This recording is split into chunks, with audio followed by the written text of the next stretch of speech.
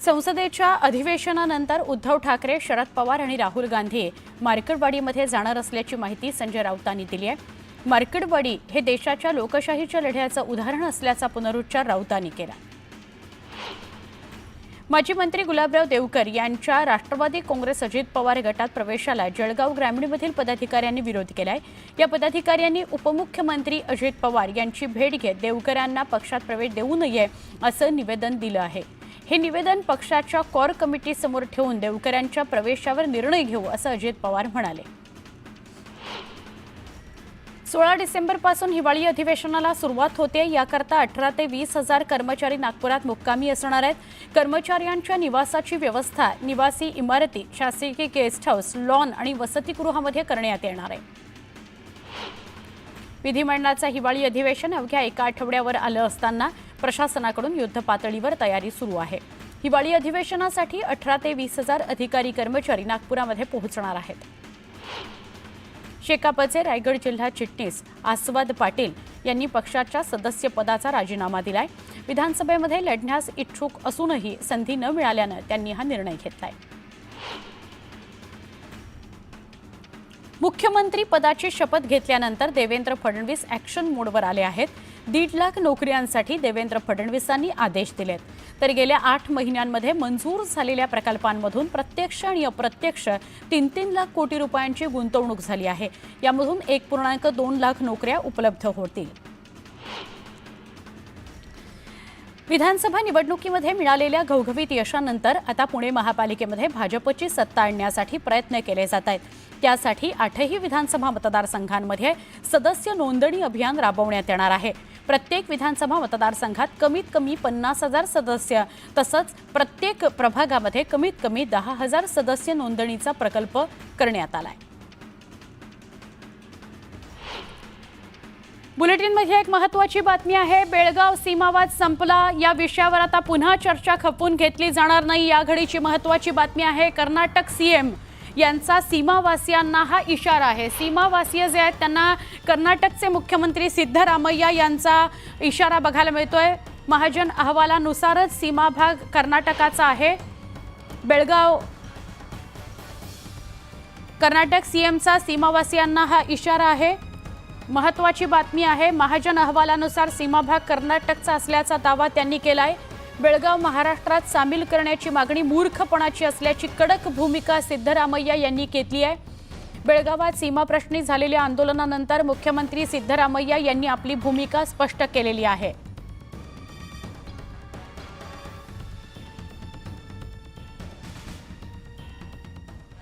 अजून एक महत्त्वाची बातमी आपण बघणार आहोत। भाजप महाविकास आघाडीला धक्का देण्याच्या तयारीत आहे। या घडीची मोठी बातमी, भाजप महाविकास आघाडीला धक्का देण्याच्या तयारीत असल्याचं दिसतंय। मोठी बातमी, भाजपमधील वरिष्ठ सूत्रांची ही माहिती आहे। विधानसभेतील दारुण पराभवानंतर मवियातील काही खासदार भाजपच्या संपर्कात आहेत। लवकरच मवियातील काही खासदार राजीनामा देतील अशी शक्यता वर्तवली जाते। भाजपकडून महाराष्ट्रात मिशन लोटस राबवलं जाणार आहे।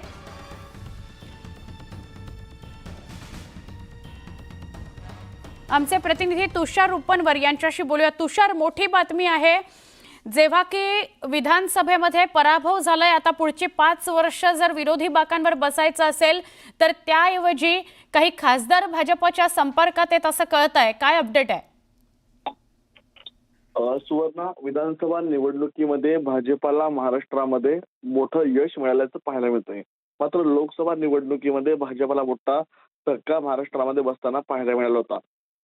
आता विधानसभेच्या निवडणुकांच्या निकालानंतर काही खासदार भाजपच्या वरिष्ठ नेत्यांना भेटल्याचं खात्रीलायक सूत्रांकडून न्यूज 18 लोकमतला कळतंय। ते काही खासदार हे थेट भाजपच्या संपर्कामध्ये आहेत। मात्र त्यांचा भाजपमध्ये पक्षप्रवेश कधी घ्यायचा या संदर्भामध्ये वरिष्ठ पातळीवरती चर्चा अद्यापही सुरू आहे। मात्र आता शपथविधी काही आंदोलनांचा पार पडल्यानंतर आता मंत्रिमंडळ विस्तार पार पडेल आणि त्यानंतर महाराष्ट्रामध्ये पुन्हा एकदा ऑपरेशन लोटस राबवलं जाणार आहे। या ऑपरेशन लोटस मध्ये काँग्रेस असेल, राष्ट्रवादी असेल किंवा शिवसेना असेल, ह्या पक्षातले काही मोजके खासदार हे थेट भाजपमध्ये संपर्क करू शकतात। जर संपर्क कसा नेमका पक्षप्रवेश कसा करायचा आहे या संदर्भातली माहिती आपल्याला मिळणार आहे। मात्र काही खासदार मवियातले हे भाजपाच्या थेट संपर्कामध्ये आहेत.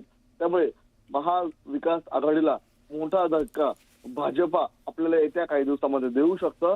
न्यूज 18 लोकमतला खात्रीलायक सूत्रांकडून जी सुवर्ण माहिती मिळते त्यानुसार या खासदारांनी थेट भाजपाच्या वरिष्ठ नेत्यांची महाराष्ट्रातल्या भेट घेतल्याचं नक्की. त्यामुळे येत्या काळात मंत्रिमंडळ विस्ताराच्या चर्चांसंदर्भात आपण बोलतोच आहोत, पण याही विषयावर चर्चा होत राहतील आणि अपडेट येत राहतील. बघूया काय घडतं. धन्यवाद माहिती दिल्याबद्दल. पुन्हा एकदा वेगवान स्वरूपातल्या घडामोडी. कुर्ला अपघातानंतर सार्वजनिक वाहतुकीतील भाडेतत्वावरील बस आणि कंत्राटी चालकांच्या समावेशाबाबत खबरदारी म्हणून एसटी महामंडळानं आज बुधवारी तातडीची बैठक बोलावली.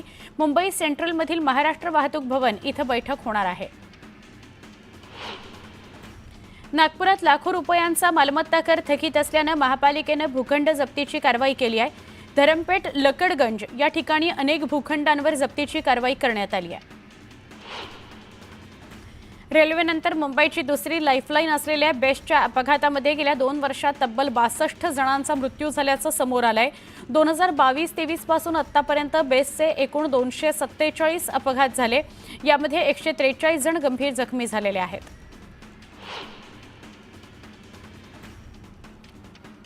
एसटीला दरमहा 850 ते 900 कोटी रुपये महसूल मिळतो. यंदा दिवाळीमुळे एसटीच्या तिजोरीत 1000 कोटी रुपयांचा महसूल जमा झालाय. मात्र अजूनही एसटी कर्मचारी वेतनाच्या प्रतीक्षेत आहेत.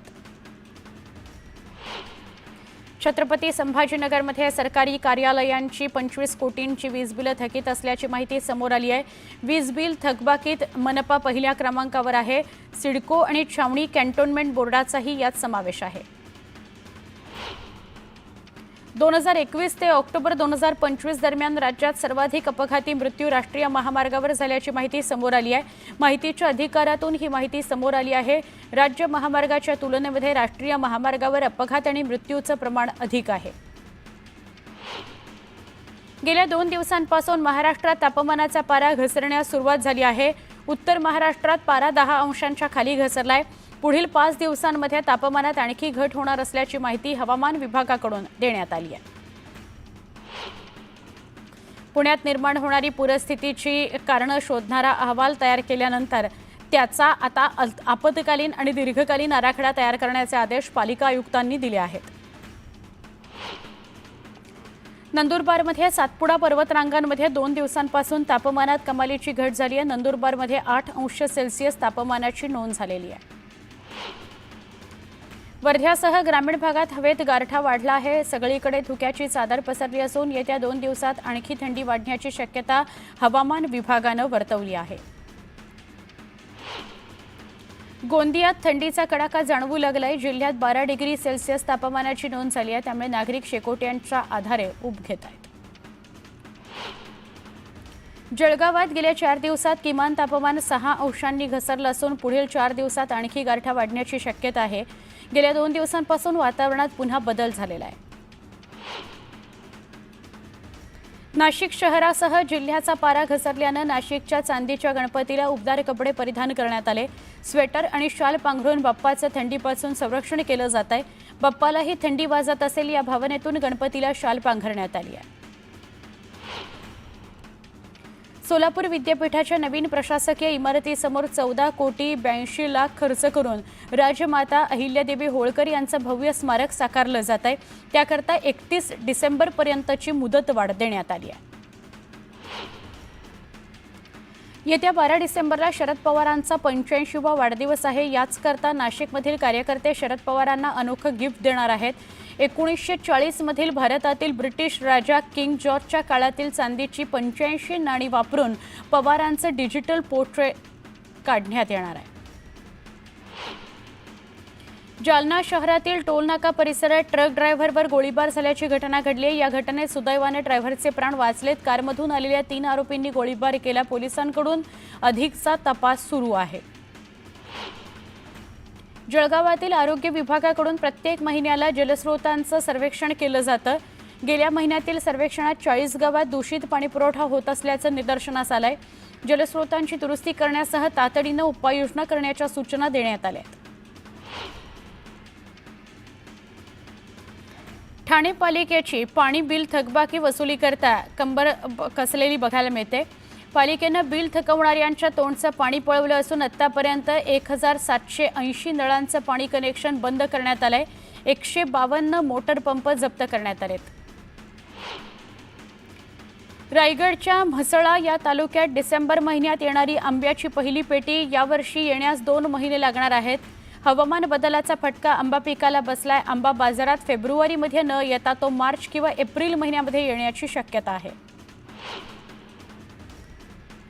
जुन्नर तालुक्यातील रब्बी हंगामातील कांदा लागवड अंतिम टप्प्यात आली आहे। मात्र मंजूर टंचाईचा मोठा सामना शेतकऱ्यांना करावा लागतोय।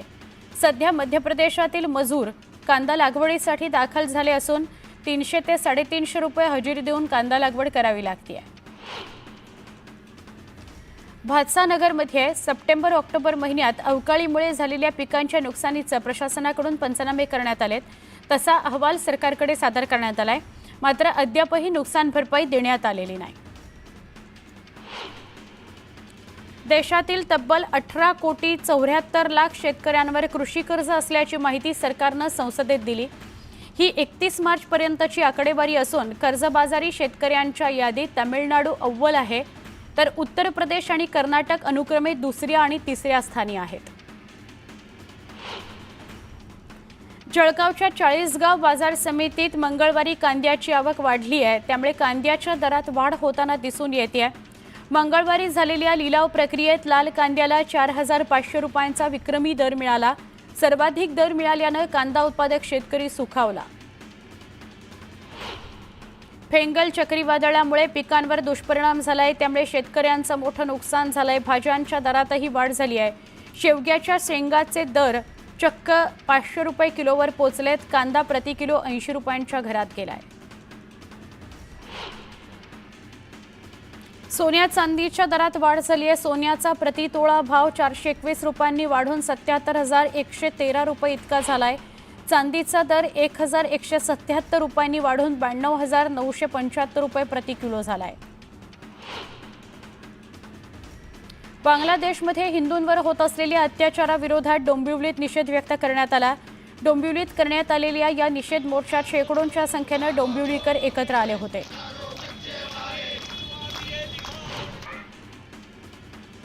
वर्ध्यात बांगलादेशातील हिंदूंवर होणाऱ्या अत्याचाराच्या विरोधात सकल हिंदू समाजानं आक्रोश मोर्चा काढला। शहरातील व्यापाऱ्यांनी आक्रोश मोर्चाला पाठिंबा देत व्यापारी प्रतिष्ठानं बंद ठेवली। जळगावात वातावरणातील बदलामुळे 2 आठवड्यांमध्ये आरोग्य केंद्र आणि उपकेंद्रांमध्ये सर्दी, ताप, व्हायरलच्या 50,000 रुग्णांनी उपचार घेतलेत। वर्षभराच्या तुलनेत यंदा ओपीडी दुपटीनं वाढली असून दररोज किमान 3500 रुग्णांची आरोग्य केंद्रात तपासणी होते आहे।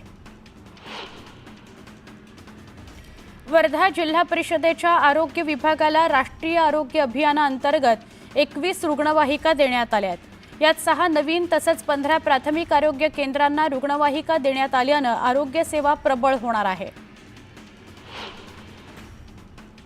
जळगाव जिल्ह्यातील 30 प्राथमिक आरोग्य केंद्र स्मार्ट होणार आहेत।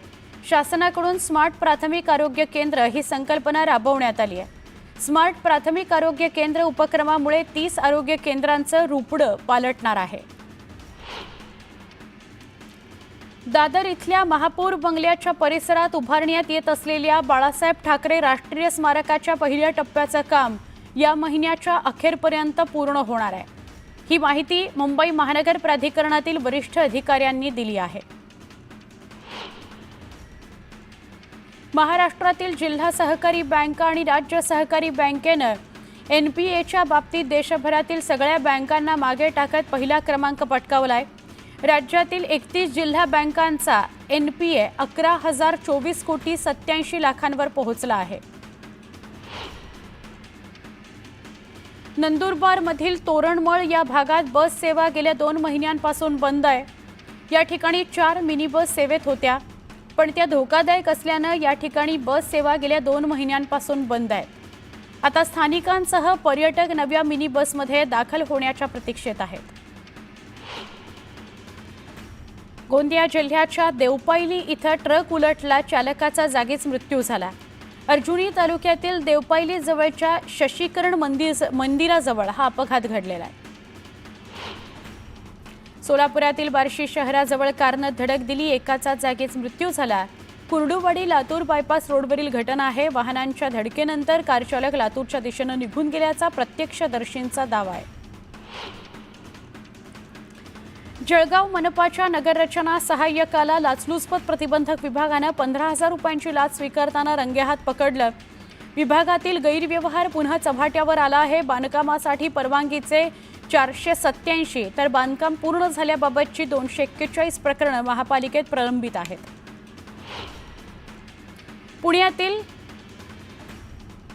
SSPSMS या महाविद्यालयासमोर नाकाबंदी दरम्यान एका महिला पोलीस कर्मचाऱ्याला मोटरसायकलने धडक दिली। या प्रकरणी पोलिसांनी आरोपी अर्णव सिंघल याला अटक केलेली आहे।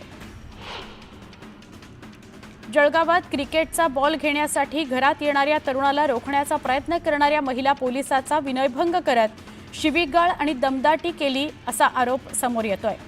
एका जणाविरोधात अमळनेर पोलिसात गुन्हा दाखल करण्यात आलेला आहे। धनादेश अनादराच्या गुन्ह्यामध्ये ठोस पुराव्याशिवाय आरोपीला जबाबदार धरता येणार नाही असा निर्वाळा संभाजीनगरमधील गुन्ह्यासंदर्भात दिला गेलाय। आरोपी मालकाने कायदेशीर देय रकमेपोटी दिलेला 90 लाख रुपयांचा धनादेश अनादरित झाल्याचा ठोस पुरावा तक्रारदारांनी न्यायालयात सादर केला नाही। त्यामुळे ठोस पुरावा नसल्या कारणाने आरोपीला जबाबदार धरता येणार नाही असा न्याय दंडाधिकाऱ्यांनी निर्वाळा दिला। जळगाव मनपाच्या गिरणा पंपिंग स्टेशनच्या पाईप चोरी प्रकरणी रामानंद नगर पोलिसांकडून 2 जणांना अटक करण्यात आली आहे। संशयित अक्षय अग्रवाल आणि भावेश पाटील यांची पोलीस अधीक्षक महेश्वर रेड्डी यांनी स्वतः चौकशी केली। या दोघांना न्यायालयात हजर केले असता 2 दिवसांची वाढीव पोलीस कोठडी सुनावण्यात आलेली आहे। सोलापुरातील धक्कादायक प्रकार समोर आलाय। मुलीसोबत बळजबरीने लग्न करून तिच्यावर अत्याचार करण्यात आला। त्यानंतर ती मुलगी गरोदर असल्याचं समोर आलं। या प्रकरणी पीडित मुलीने सासरच्या माणसांविरोधात पोलिसात तक्रार दाखल केली आहे। सोलापूर पालिकेच्या अधिकाऱ्यांनी सोलापूरला पाणीपुरवठा करणाऱ्या जलवाहिनीची पाहणी केली। जलवाहिनीच्या कामाकरता 3.25 कोटी खर्च केला असून त्यामुळे सोलापूरकरांना सुरळीत पाणीपुरवठा होण्यास मदत होणार आहे।